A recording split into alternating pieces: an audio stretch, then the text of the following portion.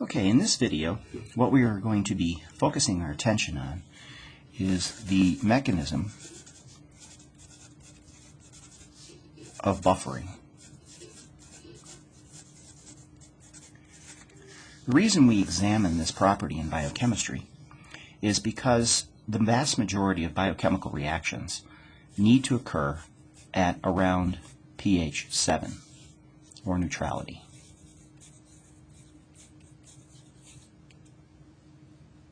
When we examine the activity of enzymes in biochemistry, most of them, with a few exceptions, will have optimal activity around pH 7. So therefore, we need to buffer our conditions to maintain pH 7 as most possible, because if the pH goes too far below or too far above, the activity of our enzymes drop off dramatically. So we need to maintain this neutral pH for enzyme activity, and the way we do this is because of buffering. Now, in order to study buffering, we need to re-examine our Henderson-Hasselbalch equation, and what we're looking at here is the relationship between pH and pKa. Now recall how we determine pKa. pKa is determined from Ka, which is the equilibrium constant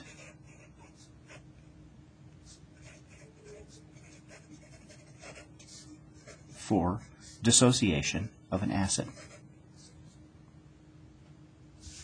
So Ka is defined as being equal to the concentration of protons times the concentration of the conjugate base over the concentration of the acid form of the species. And this, of course, is derived from the original equation of dissociation, where the acid can dissociate into its conjugate base plus a proton. Now, under these conditions, the Ka represents the strength of this dissociation. So if we have something, an acid, that has a very high Ka value, that means we have a large concentration of dissociated acid, represented by the conjugate base and protons, which means that means it is a strong acid.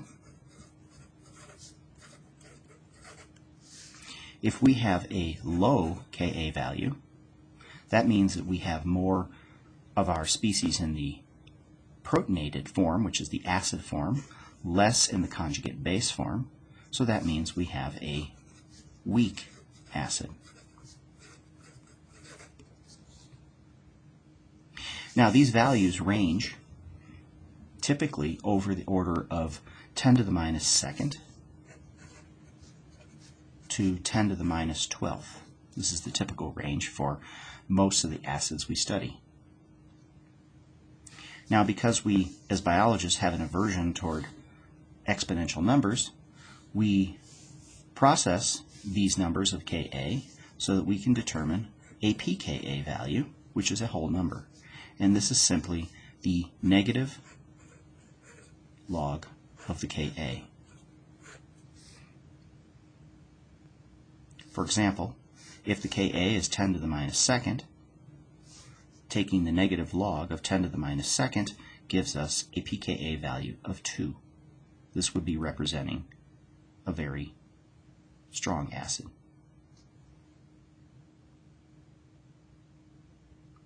Now that we have the value for the pKa, we can now plug this into our Henderson-Hasselbalch equation, which is pH equals pKa plus log of the concentration of conjugate base over the concentration of the acid form.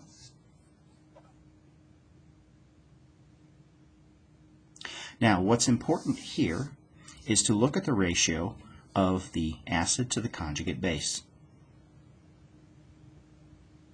If we have a 1-to-1 ratio,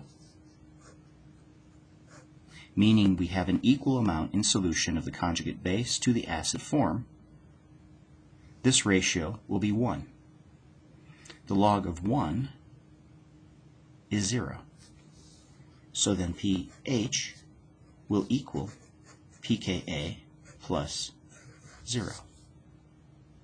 So when we have an equal amount of conjugate base and acid form, the pH and pKa's will be equal. Now this is important because this is considered the most powerful range for buffering for a specific acid or base. Let's draw this out in graph form to see how this works. So what we are going to do here is draw a titration curve. And we are going to titrate our acid with hydroxide. For example, we can use sodium hydroxide in this reaction. On the y-axis, what we will be measuring, the outcome measurement, is pH.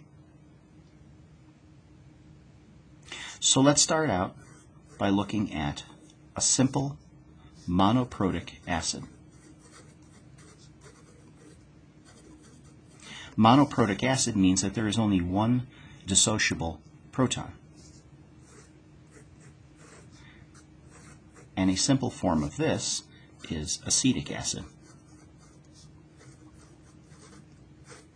So if we have pure acetic acid with 0 concentration of hydroxide ion, this is what the acetic acid will look like. It will be in its fully protonated form. Obviously, at these conditions, we are going to have a very low pH because this is the pure acid form.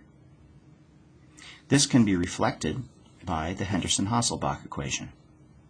So if we have a high concentration of the acid form and a very low concentration of conjugate base, under these conditions we would have no conjugate base, extremely little, then we have the log of a very small number, which is going to be a large negative number. The pKa will be subtracting this from the pKa, and that will give us a significant decrease in the value for the pH below the pKa, hence a low value for pH. In contrast to this, if we have a large amount of hydroxide, that is going to deprotonate the acetic acid. And this will be acetate, which is the conjugate base of acetic acid. At high enough concentrations of hydroxide ion, the acetic acid now will be nearly 100% deprotonated into the form of acetate. This pH will be very high. Again, this is reflected by the Henderson-Hasselbalch equation. So if we have a very large number here for our conjugate base being acetate, and a very small number here being acetic acid because we have a high concentration of hydroxide, the log of a very large number will be positive. We will add this to the pKa, and we will have a very high pH reflected here. Now, what's more interesting than this is the middle region of the titration curve.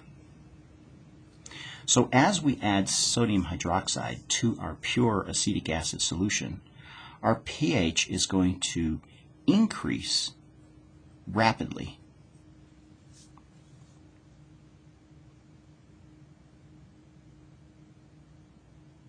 These individual pHs can actually be calculated using our Henderson-Hasselbalch equation, of course. But we eventually, with the titration of hydroxide, are going to reach an inflection point. And this inflection point is going to be a region where the pH change is minimal over a range of sodium hydroxide concentration that's being added. If we continue our titration of sodium hydroxide in our solution, we will eventually reach a second inflection point where the pH rises dramatically. If we examine the middle of this inflection point, this point here is the pKa for acetic acid. For acetic acid, this is approximately 4.76. So at a pH of 4.76,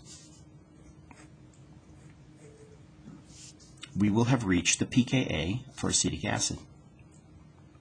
Now, if we examine the Henderson-Hasselbalch equation for this, if we place pH at 4.76, pKa at 4.76, these will cancel each other, which will give us this factor being 0.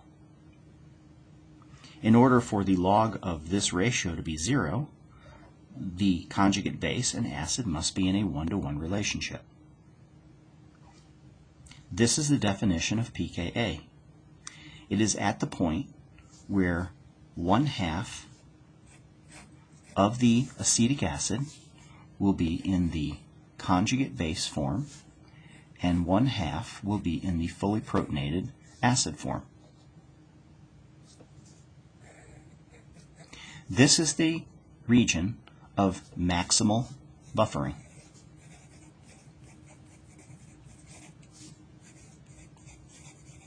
Now, why is this? Because at this point, with less or more addition of sodium hydroxide, we have the maximum available species that can be acted upon by the sodium hydroxide.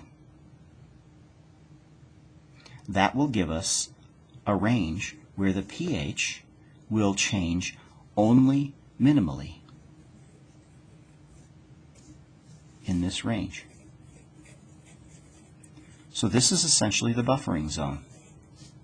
And this can be calculated in this range of sodium hydroxide. So at the pKa, if we add a little less sodium hydroxide or more sodium hydroxide within this range, we have a very small change in pH. And that's because we have the maximal amount of each species available in the solution to work on. Now, this is for a monoprotic acid. What if we have a situation with a diprotic acid? So let's take a look at that. Again, we are going to be plotting, graphing our sodium hydroxide concentration versus our pH. And here what we're going to be looking at is a diprotic acid, which is actually one of our amino acids we will be studying, called glycine.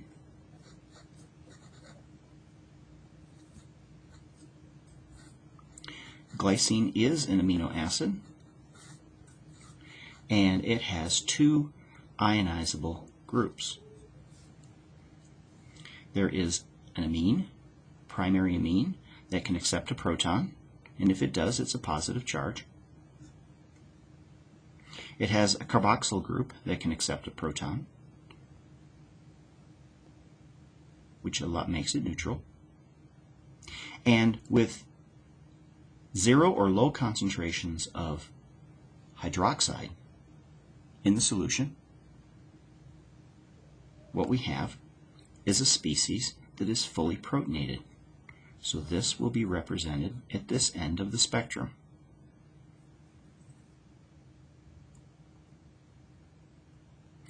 Now, if we, again, as we have with acetic acid, if we look at the conjugate base form at the other end of the spectrum, we will see that the protons have been removed because of the hydroxide ion, and now we have our essentially conjugate base form of glycine. and this was represented at high concentrations of hydroxide ion.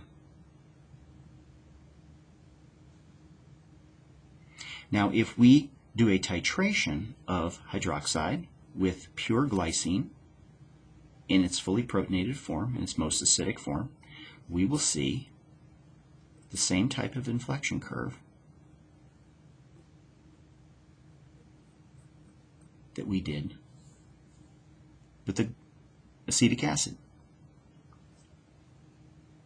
If we continue the titration, we will see that this will begin to rise. And then we will see a second inflection point, and finally a second rise. Now, the reason we have two areas that plateau is because we have two titratable functional groups, a primary amine and a carboxylic acid, carboxyl group.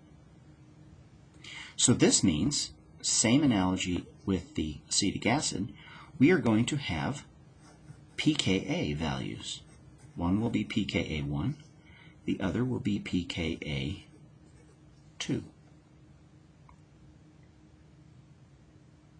Now the question is the pKa values 1 and 2, which functional group do they represent? The primary amine or the carboxyl group? Well, the easiest way to think about this is to think about which proton is a better leaving group. If you look at the resonance between the carbon and oxygen here, you'll see that we recall in basic chemistry that these are partial double bonds. These being partial double bonds makes this proton bound to this oxygen very weak. We do not have this resonance structure with the primary amine, so therefore this proton bound to the nitrogen is a much stronger bond than this oxygen-hydrogen bond. So with that rationale, hydroxide ion will be able to extract this proton to form water much easier than this. So that means less hydroxide ion is required to remove this proton.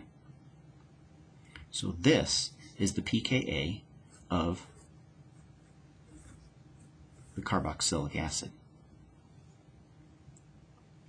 Therefore, this is the pKa of the amine. Now, same principle here we can examine with the Henderson-Hasselbalch equation as we drew here with the acetic acid. At the pKa value here, if we have a 1-to-1 ratio of the conjugate base form to the acid form of the carboxylic acid functional group of glycine, then the pKa equals the pH. This 1-to-1 ratio here will give us our best buffering range for this particular functional group of this molecule.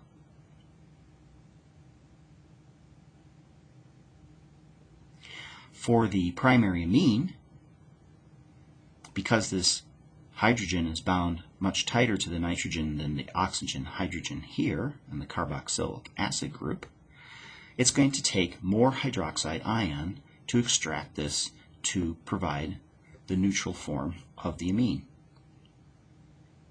However, again, this is the pKa, which is defined as the pH, where we have an equal ratio of the conjugate base to acid forms. And this is, again, the best buffering region for this particular functional group of glycine.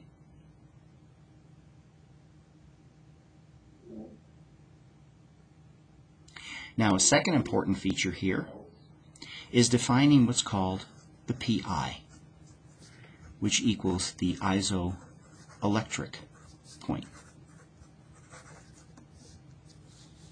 Isoelectric meaning same, electric meaning neutrality.